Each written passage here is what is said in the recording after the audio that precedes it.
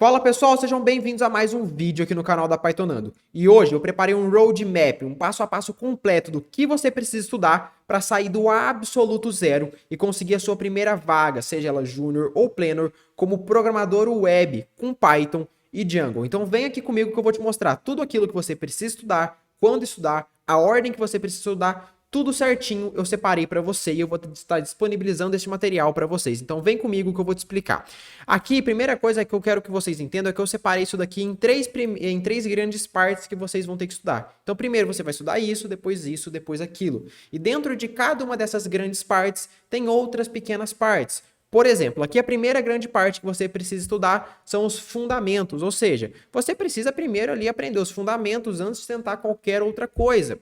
O próximo grande passo, a próxima grande etapa que você vai estudar é a parte de front-end, aí desenvolver a interface da sua aplicação. E por fim, após tudo isso, você vai partir para o Django. Por fim, aí você vai aprender o framework e todo esse framework que a gente tanto fala aqui no canal.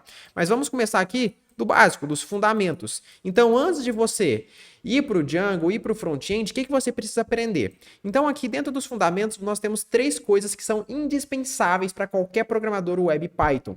Você precisa saber essas coisas, senão você não consegue dar continuidade. Se você tentar aprender a pular etapas, você vai se perder. Então vem aqui, começa exatamente onde eu estou te mostrando. Caio, já domina alguma dessas etapas? Aí sim você pode pular. Se você não domina alguma dessas etapas, começa por ela, não pula etapas, ok, pessoal?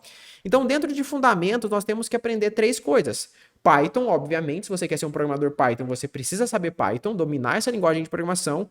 Depois você precisa entender bem a fundo programação orientada a objetos e depois sobre banco de dados. Então, a primeira coisa que você vai estudar é sobre Python. Deixa o resto para depois, foca aqui no Python comigo. Sobre Python, o que você precisa saber? Sobre variáveis, tipos de dados, operadores lógicos, operadores relacionais, operadores aritméticos, estruturas de decisão, laços de repetição. Aqui nós temos as estruturas de dados principais da linguagem Python, como por exemplo listas, tuplas, até dicionários. Depois você tem que aprender sobre funções, tratamentos de exceção. E isso daqui é o básico que você precisa saber da linguagem Python. Faz um checklist aí na sua casa. Ah, já sei variáveis, tipos de dados, operadores lógicos. Vai fazendo um checklist e a partir desse checklist você vai partindo para os próximos passos. Assim que você completar todos esses passos aqui de Python, você passa para programação orientada a objetos. Isso daqui é um outro paradigma de programação, que é muito utilizado pelo framework Django. Nós vamos utilizar muito, então por isso a gente precisa dominar esses fundamentos. E aqui dentro de programação orientada a objetos, você tem que aprender sobre o que é uma classe, como funcionam as classes, depois você vai partir para métodos, qual que é a diferença de uma função para um método, como que a gente cria um método, como que a gente utiliza um método, quais são as peculiaridades de um método, você vai aprender sobre atributos de classe, atributos de instância, sobre métodos estáticos, métodos mágicos, herança, sobreposição de métodos, ou seja, você precisa dominar os principais paradigmas ali, os principais conceitos da orientação a objeto, porque sem isso daqui você vai se confundir muito lá na frente. Então isso daqui é uma das bases da ciência da computação que você precisa para chegar nos seus objetivos e você ter domínio e conseguir chegar na sua primeira vaga como programador, independente se vai ser uma vaga como Júnior ou como uma vaga como Planner, ok, pessoal? Então é muito importante que você domine Python e programação orientada a objetos, que claramente programação orientada a objetos em Python, ok? E agora, por fim, aqui dos fundamentos, nós vamos para banco de dados. Você precisa, em algum momento, estudar sobre banco de dados, você precisa armazenar dados. Quando você está trabalhando com programação, você está manipulando dados. Em algum momento, você precisa armazenar de forma persistente esses dados. Você precisa armazenar ali o CPF de um usuário, a senha de um usuário, o nome dele, ou seja, você precisa armazenar informações de um usuário. E para isso, você precisa de um banco de dados. E aqui, quais são os bancos de dados que eu recomendo que você estude? Para você ser um desenvolvedor Django, normalmente os bancos de dados mais utilizados para vagas de desenvolvedores Django é o banco de dados PostgreSQL e o MySQL. Entre um desses dois, não importa qual você vai estudar. Eles são bancos de dados bem parecidos entre si. Ambos são bancos de dados relacionais, utilizam a linguagem SQL. Ou seja, você precisa escolher um desses dois e estuda. Caio, quero estudar MongoDB, quero estudar algum outro tipo de banco de dados assim, eu não recomendo. Escolhe ou Postgres ou MySQL. 95% das vagas para programadores web com Python e Django vão utilizar ou Postgres ou MySQL. Obviamente existem exceções, existem empresas que utilizam um stack diferente, utilizam um banco de dados diferente junto com o Django, mas isso são raras exceções. Se você está em busca da sua primeira vaga, seja ela Júnior ou Planner, você precisa ir onde tem mais vagas, que no caso seria Postgres ou MySQL. Tá, e Caio, o que eu preciso saber sobre Postgres ou sobre MySQL? Você precisa saber instalar e configurar esse banco de dados, deixar ele seguro, ou seja, você tem que fazer uma instalação robusta. Porque quando você for fazer a instalação em produção, alguma coisa do tipo, você não pode deixar falhas de segurança. Então você precisa entender a fundo como fazer a instalação dessa ferramenta e como configurar os primeiros passos. Depois você precisa trabalhar com gerenciamento de acesso, ou seja, quais são os usuários que podem acessar essa ferramenta, esse banco de dados, qual é a senha desses usuários, ou seja, quem pode acessar? Pode acessar de fora, somente a máquina local? Ou seja, tem que trabalhar com gerenciamento de acesso. Quem que vai ter acesso a esse banco de dados?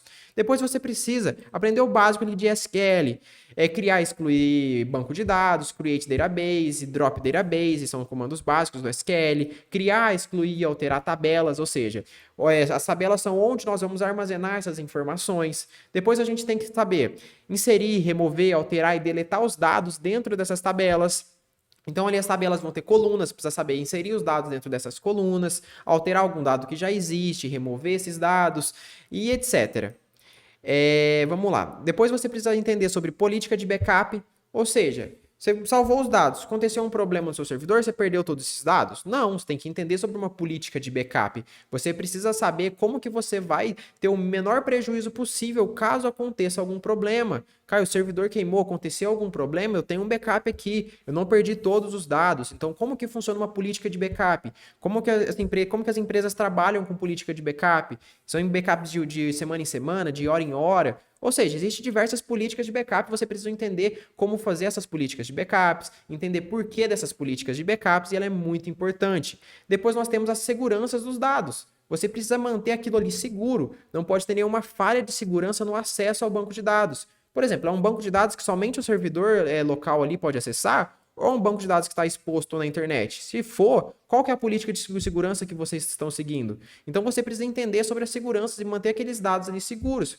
Porque muitas vezes você vai estar armazenando senha, CPF, dados sensíveis de usuários que não podem ser espalhados pela internet de forma alguma.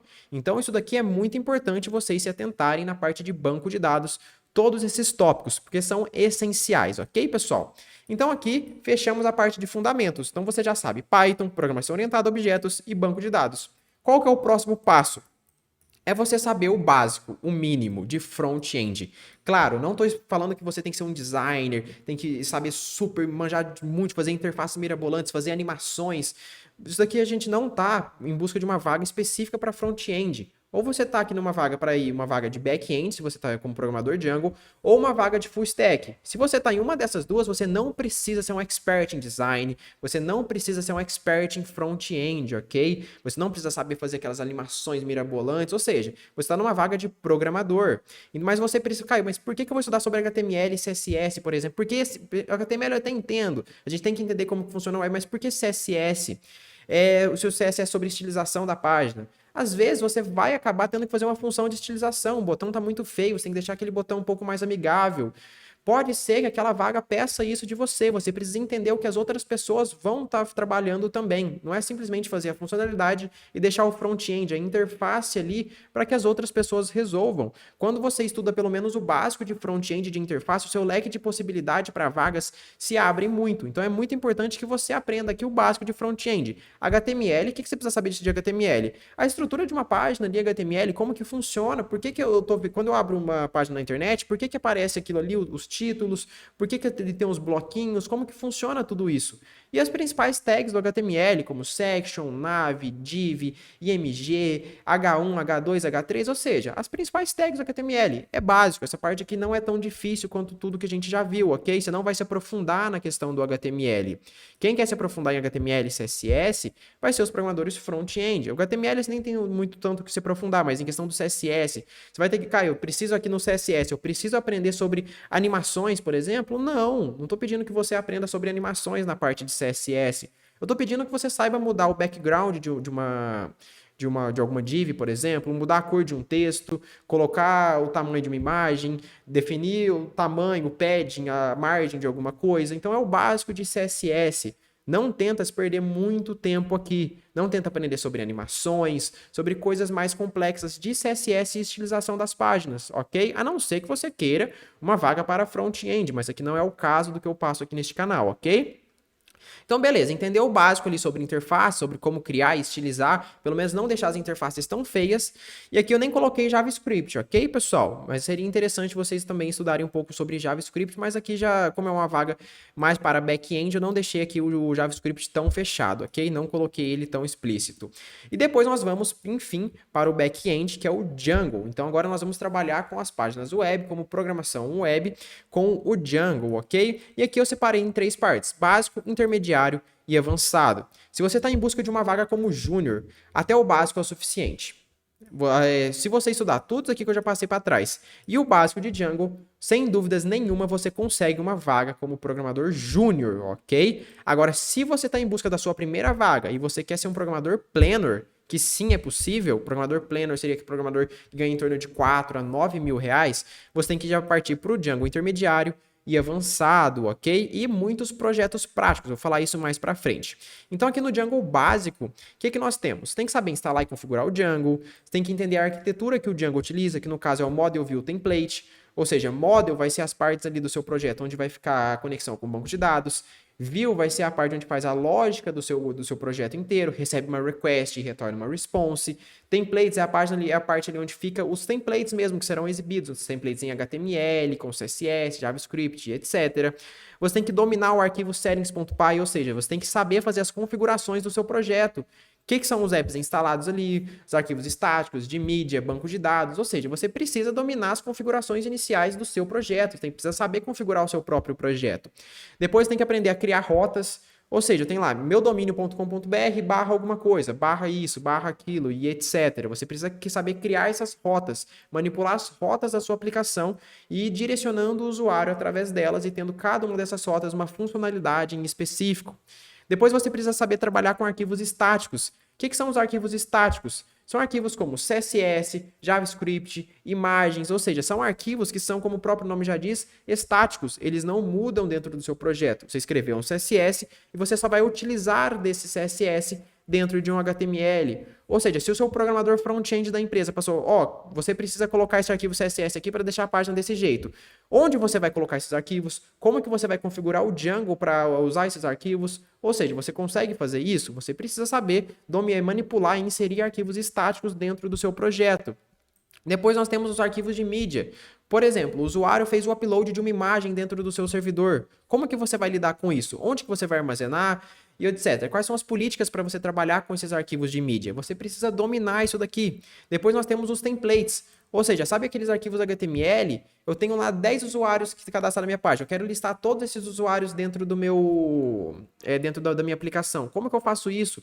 O Django já tem uma sintaxe própria ali dele, que são aquelas sintaxes de abre chaves, fecha chaves, abre porcentagem, fecha porcentagem. Ou seja, você precisa entender a sintaxe ali do Django dentro dos templates. Você precisa saber sobre isso. Depois você precisa saber sobre formulários, ou seja, eu preciso receber dados do usuário. Como que o usuário vai digitar alguma coisa e eu vou receber esses dados no meu back-end? Por exemplo, eu quero salvar o nome e o e-mail dele. Como que ele vai digitar lá no HTML alguma coisa? Como que eu faço para receber isso no meu back-end, salvar no meu banco de dados e etc. Ou seja, você precisa saber receber dados de formulário, receber dados que foram enviados daquele determinado usuário.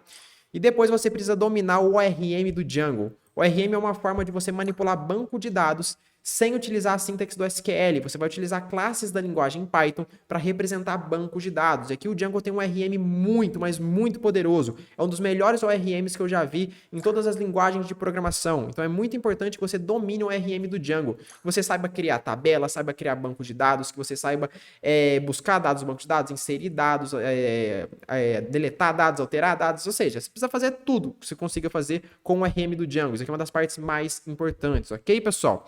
Depois você precisa entender sobre rotas dinâmicas, filtros e migrações, ou seja, você precisa enviar as alterações que você fez em uma tabela para o banco de dados, você faz isso através de make migrations e migrate, você precisa dominar isso daqui. Isso daqui é o básico que você precisa sobre Django. Eu sei que é bastante coisa, pessoal, mas assim, vai com calma que dá para aprender tudo isso tranquilamente. Aqui no canal eu tenho vários e vários vídeos sobre Django, vários vídeos sobre Python, então se inscreve aqui no canal para você ir aprendendo aos poucos isso daqui, não se preocupem, ok? Eu sei que pode parecer um pouco assustador esse tanto de coisa, mas dá 100% para você aprender isso daqui tranquilamente, ok? E agora o próximo passo é você ir para o Django intermediário. Então, o Django intermediário aqui nós vamos ver algumas coisas como o Django Admin, ou seja, o Django já traz para a gente uma área administrativa extremamente poderosa, resolve a maioria dos casos. Então, se você quer uma área administrativa ali para aquele seu sistema, para inserir dados, remover dados, você já tem uma área administrativa que o Django te proporciona. Só que você precisa saber utilizar, você precisa saber como ela funciona, entender ela por baixo dos panos, para que você não tenha nenhum problema. E se tiver algum problema que você saiba resolver, Django Session, ou seja, como que você vai criar uma sessão de usuário para saber se ele está logado, ou saber as informações e manter aquelas informações persistentes ali por algum tempo daquele determinado usuário em todas as páginas. Django Message, para que você não precise ficar fazendo um monte de if, para que você envie mensagens de uma página para outra, mensagens de erro, mensagens de sucessos e etc. Principalmente, uma das coisas mais importantes que você vai precisar, Django Auth. Não existe praticamente uma aplicação que não tenha autenticação de usuário, aplicação grande. Maioria, 99, 95% das aplicações web que você vê e em algum momento você precisa fazer algum tipo de autenticação. Você precisa ou de autenticação ou de autorização de usuário, permissões de usuário, se ele está logado, se ele não está, se ele é usuário supremo, se ele não é, e coisas do tipo. Você precisa dominar a autenticação de usuário, resetar senha, ou seja, tudo que você puder saber aprender sobre Django Auth, você precisa aprender neste tópico, ok? E depois Django Forms, para você lidar com formulários através do Python e do Django, para que você seja muito mais rápido, muito mais fácil lidar com aqueles formulários. Você não precisa necessariamente escrever eles em HTML, porque o Django vai fazer isso daqui para você. Ok, fechamos o intermediário e agora vamos para o avançado. Aqui nós temos algumas coisas como Django mais Celery. O que seria o Celery? É uma forma da gente trabalhar com programação distribuída. Ou seja, você tem uma task, uma tarefa muito pesada computacionalmente. Então você vai dividir ela em várias máquinas para que elas sejam processadas, uma por cada máquina. E o seu usuário não fique muito tempo esperando. E depois que a tarefa for processada, você avisa ele. Grandes e-commerce em época de Black Friday faz coisas do tipo. Django Signals, por exemplo. Sempre que os dados de um usuário for alterado, eu quero enviar um e-mail para ele falando que os dados foram alterados. Como que eu faço isso? Com Django Signals, você precisa saber isso.